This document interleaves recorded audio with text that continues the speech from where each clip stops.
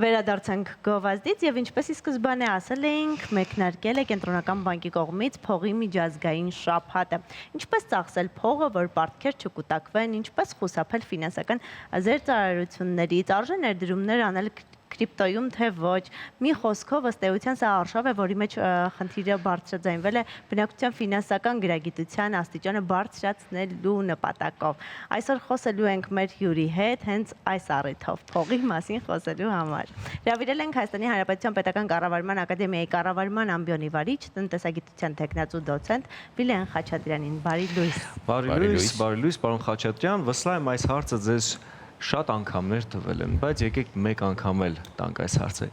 Ինչպես ծախսել փողը, որ պարտքեր չկուտակել եւ առհասարակ ինչպես լինել ֆինանսապես գրագետ։ Շատ հետաքրքիր հարցադրում եք բարձրացնում, որովհետեւ ֆինանսական գրագիտության խնդիրը համաշխարհային ասպարեզում բավականին լայն կերպով դրված է։ Եվ հենց հաղորդմանը գալուց առաջ նաև ինդեքսներից մեկը կամ համաթիվ են օգտագործում, որը առնչվում է ֆինանսական գրագիտությանը, փորձում է ուսումնասիրել։ Պարզվում է մենք այնքան էլ լավ դիրքերում չենք։ Եվ հասարակության մեջ ֆինանսական գրագիտության ցածր մակարդակ ունեցողների տեսակարար կշիռը բավականին մեծ է։ Եվ կան երկրներ, որոնք իրականում այս առումով բավականին լուրջ արդյունքներ են գրանցել, որովհետև մանկուց սկսած, այսինքն երեխաներին դաստիարակում են, սովորացնում են աշխատելու փողի հետ մեթոդաբանությունը։ Երբեմն մենք անգամ ասույթների մակարդակում օգտագործում ենք տերմիններ, որ փողը ձեռքի կեղտ է եւ այլն, այսինքն որոնք սխալ են։ Այսինքն կա այսպիսի հետաքրքիր մի երևույթ, ասում են, ինչու է փողը սիրում հրեաներին, որովհետև հրեաներն էլ սիրում են փողին։ Եվ այս տրամաբանությամբ եթե սովորացնում են, մարդիկ սկսում են նաև փողի նկատմամբ այլ վերաբերմունք ունենալ։ Չնայած կան արժեքային համակարգեր, որոնք կարող են հակադրվել դրա հետ եւ այս երևույթներին եւս պետք է մեծ ուշադրություն դարձնել, որովհետեւ ֆինանսական գրագիտության տեսանկյունից եթե դիտարկում ենք հարցը, օրինակ, ինչքան է փող աշխատում եւ ինչքան է ծախսում։ Այս տրամաբանության մեջ կա մի հետաքրքիր կանոն, որը բերում են Ռոբինզոնի կղզուց։ Ասում են հետևյալը. եթե Ռոբինզոնը, որը ցանել էր ինչ որ առումով բերք, առաջինը չխնայեր սերմացուն եւ ուտեր իր ամբողջ բերքը, հաջորդ տարին նա բերք չեր ունենա։ Եվ հետեւաբար, երբ որ գալիս է հարցը առաջանում է սպառում թե խնայողություն, առաջինը դրվում է խնայողության գործոնը, նոր սպառման։ Մենք ինչ ենք անում։ Սպառում ենք, մնացորդը խնայում։ Սա գրագիտության առաջին կանոնն է։ Երբեմն մենք կատարում ենք շատ հետաքրքիր ասենք ծախսերը մեր, բայց այնուամենայնիվ մենք վճարում ենք կոմունալ, չգիտեմ, սննդի, պարենի եւ այլն հագուստի համար, բայց վերջում նոր խնայում ենք։ Չկա այսպիսի հոդված կամ տող մեր համար, որ մենք պետք է նախ վճարենք խնայողության հոդվածին, ինչպես կոմունալ վճարը, նոր անցնենք մնացած վճարումներին։ Սա ֆինանսական գրագիտության կանոններից մեկն է։ Օրինակ, մարդը աշխատում է ավելի քիչ, սխալ է հաշվարկում իր վարկերի տոկոսադրույքները եւ հետագայում հայտնվում է այնպիսի մի թակարդում, որ նրա աշխատավարձը օրինակ չի աճում 10%-ով, բայց նա վերցրել է գրեթե աշխատավարձի մոտ վարկ 10%-ով, ինչ կսպասվի նրան հետագայում, կամ չի կարողանում կանխատեսել երկարաժամկետ կտրվածքով ինչ է տեղի ունենալու իր հետ, հետագայում քանի որ ցիկլային առումով տնտեսության մեջ ի հայտ են գալիս ճգնաժամեր եւ այլն։ Հետաքրքիր մեկ այլ մոտեցում ասեմ ձեզ։ Պատկերացրեք աշխարհում գործում ընդամենը մեկ փող, ինչ տեղի կունենար։ Ինչ տեղի կունենար։ Տեղի կունենար հետևյալը, որ մի փողից մյուսը, այսինքն անցնելու երևույթ չէր լինի։ Եվ ծախսեր, այսինքն եվրոն փոխարկում ենք դոլարի, դոլարը ռուբլին, դրամի եւ այլն։ Այս երևույթները կվերանան։ Եվ գաղափարներից երկրորդը նա է, որ փողերը ստեղծվում են տարածաշրջաններում։ Օրինակ, եվրո կա արդյոք ասիական տարածաշրջանում մեկ միասնական արժույթ։ Ոչ։ Հետաքրքիր Նոբելյան մրցանակակիրներից մեկի գաղափարը, ասեմ ձեզ, Ռոբերտ Մանդել, որը օպտիմալ արժույթների տեսության հիմնադիրն է եւ ասում էր, որ ասիական տարածաշրջանում էլ պետք է ստեղծվի Ազիո։ Ինչ է սպասվում, որ օրինակ աշխարհի ֆինանսական կենտրոններից առաջինը փողերի ներքին շրջանառությամբ դառել է Չինաստանը 45-ից 50 տրիլիոն դոլար։ Եվ Աշխարհում երբ որ դիտարկում ենք այս մոտեցմամբ, ասիական տարածաշրջանը իր ֆինանսական կարողություններով սկսում է մրցակցել ամերիկյան տարածաշրջանի հետ։ Եվրոն ստեղծվել է հակակշիռ դոլարի, իսկ եվրոյին հակակշիռ կստեղծվեր օրինակ Ազիոն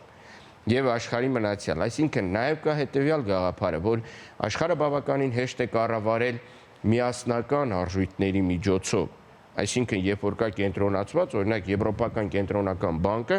կառավարում է եվրոյի գոտին կամ եվրոյի արժույթային տիրույթը, ամերիկյան Ֆեդերեզերվը, դաշնային պաուստային համակարգը կառավարում է ընդհանրենք դոլարի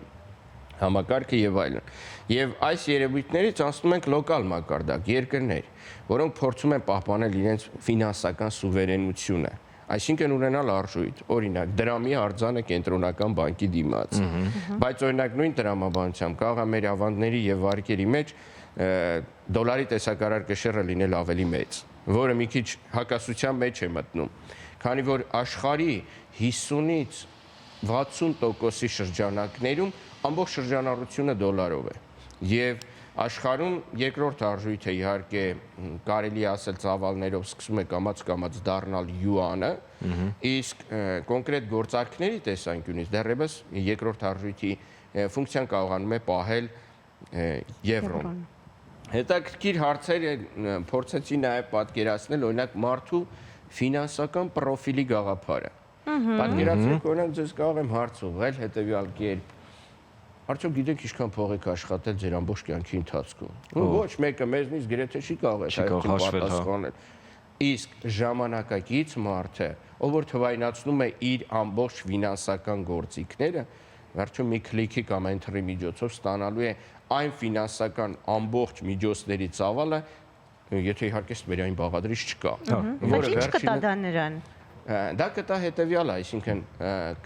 ստանանք հետեւյալ մի ցուցանիշ, միջին վիճակագրական մարդը, օրինակ, ինչքան գումար է իր ամբողջ կյանքի ընթացքում աշխատում։ Դա բացական է, այսինքն ինքը ունի ծախսային եւ եկամտային առումով հակասություն, թե չէ, որովհետեւ մենք ապրում ենք նաեւ մի հասարակությունում, որը ունի սպառողական վարքագիծ։ Սպառողական հասարակությունը անընդհատ ձգտում է սպառման եւ դրա համար անհրաժեշտ է շատ փող։ Դա է վերածում հասարակության մեծ մասին մերկանտել մտածելակերպի եւ գնում է պայքար փողի համար։ Եվ անգամ շատ հետաքրքիր մի հատ տնտեսագիտական ուղղվածություն կա, կոչվում է Պավիձենչեսկի կամ վարքաբանական ֆինանսներ։ Վարքային տեսանկյունից մարդը ինչպես է փողը ծախսում։ Այսինքն կա օրինակ իռացիոնալ վարքագիծ։ Ինչ որ Պիկասոյի նկար կամ ինչ որ, չգիտեմ, Մոնեի նկար, որը ընդհանրապես մի քանի գծեր են եւ գրած տակը $50 միլիոն։ Մեզանից քանիսն է ցանկանում նման նկար ունենալ։ Դե ցանկանալն ուրիշ է, կարողանալն ուրիշ։ Կցանկանանք ունենալ, եթե ունենանք այդքան գումար, բայց ինչ կտա դա մեզ օգտակարության տեսանկյունից։ Հարցը հետեւյալն է. Եթե նայում ենք օգտակարության տեսանկյունից, հարցը սկզբունքորեն փոխվում է, այսինքն մենք արդյոք մեր միջոցները ուղղում ենք մեր օգտակարությանը, թե չէ։ Մեկ այլ հետաքրքիր գաղափար ասեմ ձեզ. ժամանակ եւ փող։ Երբեմն տեսած կլինեք, որ ասում են ժամանակը փող է։ Տեսել եք նաև այն ֆիլմը, որը Time ժամանակ ձեռքի վրա որ այդ նշումը կա։ Ինչ են անում։ Արանքից հանում են փողը, ստացվում է մարդը վճարում է իր կյանքի ժամանակով։ Եվ ինչ է տեղի ունենում, հետաքրքիր մի երևույթ, երբ որ վերջում թալանում են ժամանակի բանկը, ոչ մեկ չի ցանկանում աշխատել։ Հիմա պատկերացրեք մի իրավիճակ, երբ որ մի երկրում այնքան եկամուտներ ունեն մարդիկ, որ կոնկրետ աշխատելու կարիք չկա։ Նրանք պետք է այլ երկրներից բերեն մարդիկ, որ աշխատեն իրենց համար։ Աշխարհում կա ոսկե միլիարդի գաղափար, մարդիկ, որ ամենահարուստն են։ Աշխարհի այդ հարստությունը գնահատվում է մոտավորապես 500 տրիլիոնից մինչև 1 կվադրիլիոն։ Կվադրիլիոնը տրիլիոնից հետո եկող թվների խումբն է, այսինքն, որը շատերը չգիտեն էլ, այսինքն դրան չեն էլ հասել։ Իսկ որտեղ է աշխարհի ամբողջ գումարները։ Եվ դրանք ֆիզիկական շվեյցարական բանկերում արդյոք թե վերջո Չինաստանում արդեն այնքան էլ շատ չի, դեպ ասեմ ձեզ։ Աշխարհի փողերի քանակը, կարող եմ վիճակագրությունը ունենք մենք վիճակագրություն։ Ունեմ ձեռքիս տակ։ Աշխարհի կանխիկ փողերի քանակը, որը շրջանառության մեջ է, որը փողերի դասակարգիչներ կան, ագրեգատներ, 8-ից 10 տրիլիոն է կազմում։ Երկրորդը, որոնք ավելի բանկային հաշիվներ քարտերի վրա, մոտ 40 տրիլիոն դոլար, կոչվում են արագ հասանելի փողեր, այսինքն ծպահանջ փողերն են, եւ ավանդները դրա հետ իրար հետ վերցրած կազմում է 90-ից 110 տրիլիոն։ Լայն իմաստով փողեր, արդեն խոշոր ավանդներ, ինստիտուցիոնալ, այստեղ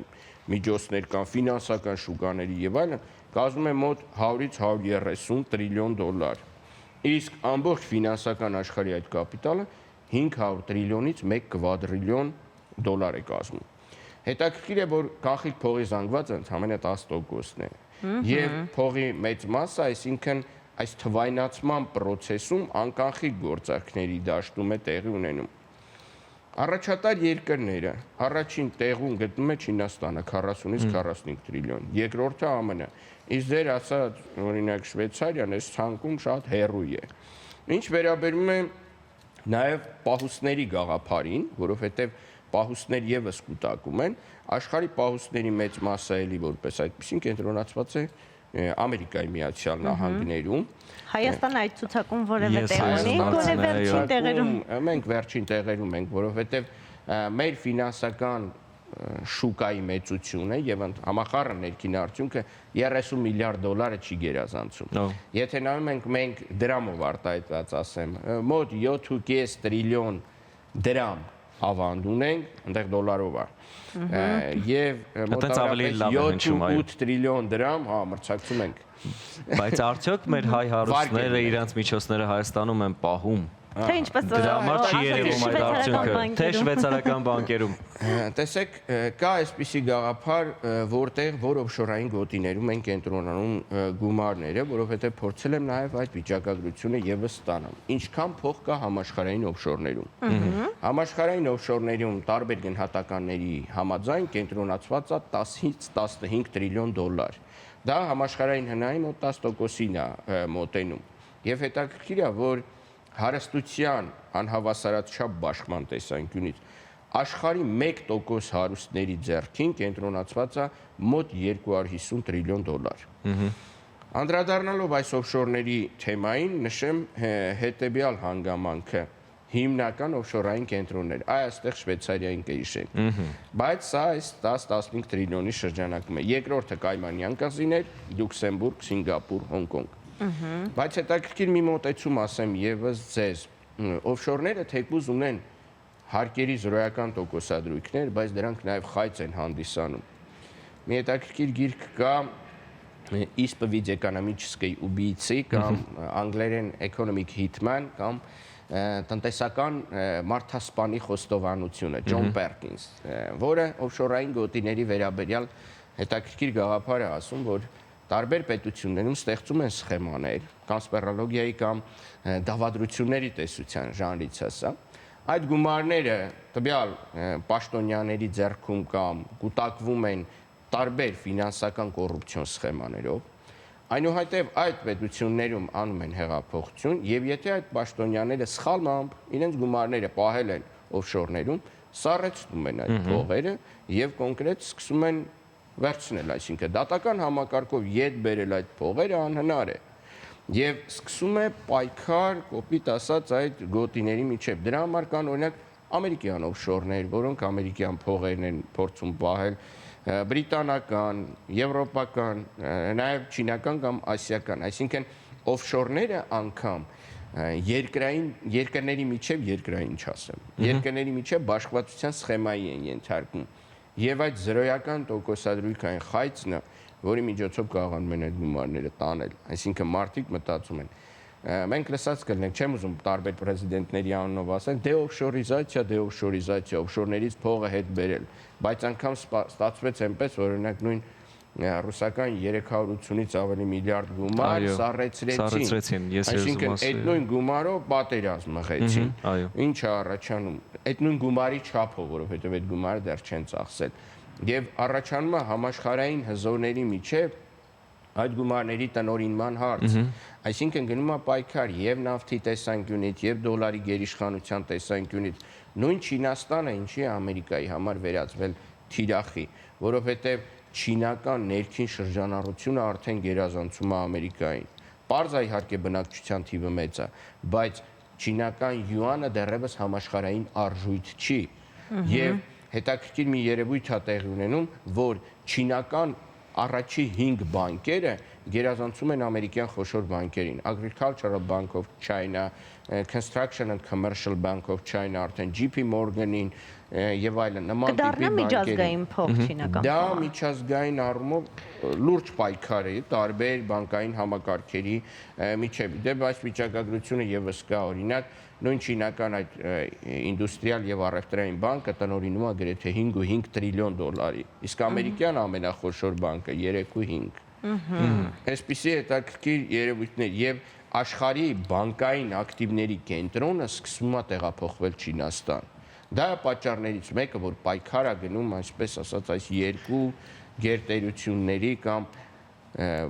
փողի իշխանության համար, որովհետեւ փողը նաև այդ իշխանության գործիքներից մեկն է հանդիսանում։ Դա ինչպես անել, որ շատ գումար աշխատել կարճ ժամկետներում։ Դա կարծում եմ մեր հեռուստադիտողին շատ կհետաքրքրի եւ որ մարդիկ են հակված ավելի շատ գումար աշխատել։ Կա այդպիսի ցուցանիշներ, վարկանիշներ, վիճակագրություններ։ Կամ ասում են, որ ինչքան շատ ես ծախսում, այնքան շատ ես վաստակում, բայց դուք ասում եք պետք է շատ խնայել։ Կամ ինչպես դուք ասացիք, հրեաները փող շատ են սիրում, դրա համար փող շատ են սիրում, շատ փող։ Լավ, տնտեսագիտական մի հետաքրքիր ուղղվածություն, գեղեցկության տնտեսագիտություն։ Պարզվում է, որ կյանքում գեղեցիկ մարդիկ ավելի շատ փող են աշխատում, քան հարաբերականորեն ոչ գեղեցիկները։ Մենք օգտագործենք այդ շատ։ Ինչու է դա այդպես։ Պատկերացրեք հարցազրույց։ Հարցազրույցի ժամանակ հավասար ցուցանիշներ ունեցողների դեպքում ընտրում են նրան, ով ավելի խարիզմատիկ եւ ավելի գեղեցիկ տեսք ունի։ Եվ վերջինս ավելի քիչ է իր կյանքում գործազուրկ մնում, քան մյուսը։ Ստացվեց, որ կարողացավ նա իր կյանքում ավելի շատ գումար աշխատել։ Դեռ ավելին,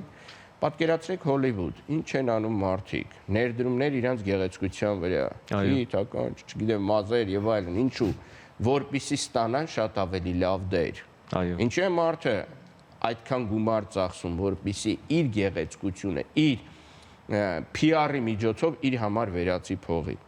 Շատ հետաքրքիր մի գաղափար էլ ասեմ ձեզ, երբ որ նայում ենք օրինակ այս միլիարդատերերի ցուցակներ, օրինակ Իլոն Մասկ մոտեցել է 839 միլիարդ, ունի ամբիցիոզ գաղափարներ։ Հարցնում եք, որ մարդիկ կարող են աշխատել, մեկ խորհուրդ տալը ավելի հեշտ է, քան դրա մեջ լինելը։ Փող աշխատելու համար անհրաժեշտ է երկու բաղադրիչ՝ կրթություն եւ ռիսկ։ Կա ռիսկի հակվածություն ունեցող մարդկանց գաղափար, որոնք շատ ավելի շատ են իրենց կյանքում ռիսկի դեմում եւ հաջողության հասնելու հավանականությունը մեծանում է։ Եվ նման մարդիկ, ովքեր այդ ռիսկի դիմելու հակվածությունն ունեն, խելամիտ իհարկե ողջամտության շրջանակներում, նրանք ավելի հակված են լինում փող աշխատելու շատ դեպքերում, քան կրթված մարդիկ շատ դեպքերում։ Բայց կա նաև բրիտանական այսպիսի խոսք, ասում են, եթե խելացի ես, ինչու ես աղքատ։ Հետևաբար մենք պետք է ունենանք նաև գիտելիքները փողի վերածելու հմտություն։ Սովետական միության ժամանակահատվածում այդպիսի հմտություններ մեզ չեն սովորեցրել, որովհետև նման տիպի մարդիկ շատ դեպքերում ցանկանում են, որ մենք լինենք պարզապես աշխատող, այլ ոչ թե բիզնեսմեն։ Եվ երբ որ կապիտալի վերաբաշխման այդ process-ը տեղի ունեցավ, բիզնես հմտություններ ունեցող մարդիկ կարողացան շատ ավելի առաջ գնալ։ Հիմա պատկերացրեք ինովացիոն հմտություններ, նորամուծական գաղափարներ, որոնք կարողանում են մարդիկ վերածել փողի։ Բայց անդրադառնալով այս միլիարդատերերից ցանկից մեկին, Ջեֆ Բեզոսին, որը Amazon ընկերության հիմնադիրներից է, ես նրա մոտեցումն եմ ասում, նա գիրք վաճառելուց է սկսել on-line հարթակում։ Պետք է հասնել նրան, որ մաքսիմում կամ առավելագույն մարդիկ քեզ վստահեն։ Վստահությունն է հարուստ լինելու գաղափարը։ Եվ երկրորդ, վստահությունից բացի տիրապետել մաքսիմում տեղեկատվության, կամ էլի առավելագույն տեղեկատվության։ Ոնց հասնել վստահություն։ Վաճառելով գիրք, օրինակ այս թղթի վրա գրած թվային տվյալները կամ թանակը որևէ որակական չափանիշի չի կոպիտ ասած հատում ձեզ, որ օրինակ քանի տերաբայթ հիշողություն ունի ձեր այս թուղթը, քանի օր զարյատկա կպահի կամ այսինքն մարդկոցը երբ վերջնականապես կոչնչանա եւ այլն։ Եվ թուղթ վաճառելով կամ թուղթ որպես գիրք վաճառելով դու հասնում ես վստահության։ Վստահությունից հետո սկսում ես վաճառել նաև մյուս ապրանքները։ Ինչ վերաբերում է տեղեկատվությանը, նայեք կան սարքեր, որոնք ամբողջությամբ նույն այս սմարթֆոնները կամ խելացի տարբեր գadgetներ, որ կան, ամբողջությամբ մեզնից ինֆորմացիա են հավաքում։ Այդ ինֆորմացիան սկսած յուրաքանչյուր քլիքից վերլուծվում է, որպեսզի բարձաբանվի մեր սպառողական վարքագիծը։ Այնուհետև հասկանալով, թե ինչ հնարավոր ապրանքներ մենք կարող է գնենք, մեր հեռախոսները բերում են հենց այդ տեքստը մեզ։ Հենց այդ նկարը մեզ, որից հետո կարողանում են դա վաճառել մեր վրա։ Պատկերացրեք, ինչքան խելացի ձևով են կարողանում հասարակության լայն մասսաների, այսինքն 8 միլիարդից ավել բնակչություն, որը կա աշխարհի վրա, այն ընկերությունները, որոնք մաքսիմում կտիրապետեն այդ տեղեկատվությանը, կկարողանան հարստանալ։ SpaceX, արբանյակներ, տեղադրումը երկնքում, ստանում է ամբողջ ինֆորմացիան, ցանկանում է տեղադրել Starlink, տեղեկատվություն, ստանալ ամբողջ ինտերնետային բազան հասարակության ամբողջ շարժի վերաբերյալ։ Սա մեզ վերածվում է եւ կառավարելի մարդկանց, եւ մյուս կողմից տալիս է այն տեղեկատվությանը այն միլիարդատերերին կամ ընկերություններին եւ նայեք միլիարդատերերի առաջի 5-ը բոլորը տեխնոլոգիական են։ Այսինքն տեխնոլոգիական ընկերության գաղափարն է ընկած տեղեկատվություն, ռիսկ, վստահություն։ Շատ լավ, պարոն Խաչատրյան, երկու հարց։ Առաջինը հռետորական է։ Ինչպես աշխատել առաջին միլիոնը եւ երկրորդ հարցը ինչպես պահել այդ առաջին միլիոնը, որտեղ վերջերս շատ հազվադեպ եմ լսում, ես գումարը կանխիկ չեմ պահում, ես գումարը պահում եմ քարտային, բայց երբեմն այդ քարտերը մեր տարածաշրջանի մասին եթե խոսենք, մեր տարածաշրջանում երբեմն այդ քարտերը այդքան էլ լավ չեն աշխատում, եւ ինչ է լինում այդ գումարի հետ, եւ ի վերջո ինչպես պահել գումարը քարտային տարբերակով, ոչ կանխիկ, թե կանխիկ։ Բայց իդեպ ասեմ, քո առաջին հարցը այնքան էլ ռետորական չէ, իսկապես ինչպես աշխատել է առաջին միլիոնը, բայց ասում են, որ միլիոն դրամը թե դոլար։ Դոլար, բայց դոլարային միլիոնատերերը եւ միլիարդատերերը երբեք չեն տալիս այդ հարցի պատասխանը հիմնականում։ Եվ երբեմն կա այսպիսի Ես այս տարբեր հարցին մոտավորապես պատասխանեցի, մաքսիմում մարդկանց վստահություն ձեռք բերել։ Բայց այնուամենայնիվ հետեւյալն ասում, ես այդ միլիոնը չեմ աշխատել, եթե ես իմանայի այդ հարցի պատասխանը, ես ինքս աշխատած կլինեի։ երբեմն ասում որ առաջին միլիոնը գողացված է լինում, չէ՞։ Կա, նաև այդ գաղափարը կա, բայց արդեն մի հարցրեք առաջին միլիոնի մասին, մնացածը կաս։ Առաջին միլիոնը աշխատելու համար պետք է ռիսկի դիմել, պետք է լինել նորամուծական, մտածելակերպով, կարծում եմ, եւ առավելագույն թվով մարդկանցով շրջապատել, եթե փորձելու ենք դա աշխատել մարդկանց միջոցով։ Ինչ է նշանակում։ Օրինակ, ես ստեղծել եմ մի փոքրիկ ծրագիր, պրոյեկտ կամ նախագիծ, որը կարողանում է ինձ բերել $10։ Եթե ես գտնեմ մարդկանց թիվ, ասենք, օրինակ, 100,000 մարդ, ովքեր ամեն մեկը ինձ կապահովի այդ $10, ես կունենամ այդ միլիոնը։ Պետք է մեզ շրջապատենք մարդկանցով։ Հիմա, օրինակ, on-line տաքսի։ Ինչ ենք անում։ Ստեղծում ենք մի պլատֆորմ, պլատֆորմի միջոցով ձևավորում ենք յուրաքանչյուր աշխատող բջիջը, յուրաքանչյուր աշխատող բջիջից վերցնում ենք որոշակի գումար, աճող վարորդների թիվը ապահովում է այդ միլիոնը։ Անգամ սեփական կապիտալը չի օգտագործում տվյալ ընկերությունը իր տաքսին։ Նա օգտագործում է իր կապիտալը, նա օգտագործում է իր աշխատուժը, նա ստեղծել է միայն վերին պլատֆորմը եւ կարողացել է դրա միջոցով ապահովել եկամուտ։ Հետևաբար, պատկերացրեք, տարիներով եղել է գաղութացման սխեմա։ Դրա համար օրինակ Անգլիայում, Ամերիկայում եւ այլն կենտրոնացված այդ գումարների մեծ մասը եւ մեծաթիվ մարդկանց աշխատած գումարը վերցնելու սխեմաներ են գործել։ Անդրադառնալով կրկին կոնսպիրոլոգիային եւ Չինաստանի օրինակին,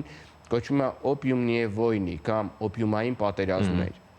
Չինաստանը վաճառում էր Անգլիային ինչ-որ, ասենք, մետաքս կամ ճենապակի եւ այլն։ Վաճառում էր, ֆունտ ստերլինգը գալիս էր Չինաստան։ Անգլիան մտածում էր, ոնց պետք է անեմ, որ այդ գումարը հետ վերցնեմ։ Չինացիներին նստածում էր օպիումի վրա, որից հետո քիչ չի նրանց աշխատուժն էր օգտագործում, այնուհետև օպիումից ստացած եկամուտներն էլ հետ էին վերադառնում։ Սա մեկ այլ վատ սխեմա է։ Բայց այնուամենայնիվ ձեր հարցի մյուս բաղադրիչը ոնց որ կիսատ թողեցի, այնուամենայնիվ կարծում եմ պետք է հասնել նրան, որպեսզի նաև մեր շրջապատենք այն մարդկանցով, ովքեր ունեն նման մտածելակերպ, որովհետև մենք միջին վիճակագրական այն մարդն ենք, ովքեր մեզ շրջապատում են 5 հոգի։ Եթե մեզ շրջապատեն միլիոնատերեր, ամենայն հակվածությամբ Մենք ևս կլինենք կդառնանք։ հաջորդը։ Այնպես որ սելի հերոստատող ձեզ շրջապատեք մարդկանցով, քանի որ այդ մարդիկ ձեզ կարող են դարձնել միլիոնատեր։ Պարոն Խաչատրյան, շնորհակալություն այսօր մեզ հետ լինելու համար։ Ես եմ Այս թեման այն թեման է, որ կարծես թե մենք կարող ենք անսահման խոսել, Այո, ցավոք սրտի մեր անվերջ խոսել, ցավոք սրտի մեր եթերային ժամանակը սահմանափակ է, մենք ձեզ եւս մեկ անգամ սպասում ենք մեր տաղավարում, հիշեցնենք մեր տաղավարում էր Հայաստան Հանրապետության Պետական Կառավարման Ակադեմիայի կառավարման ամբիոնի վարիչ, տնտեսագիտության թեկնածու դոցենտ Վիլեն Խաչատրյանը, իսկ մենք դիտենք գովազդ եւ վերադառնանք։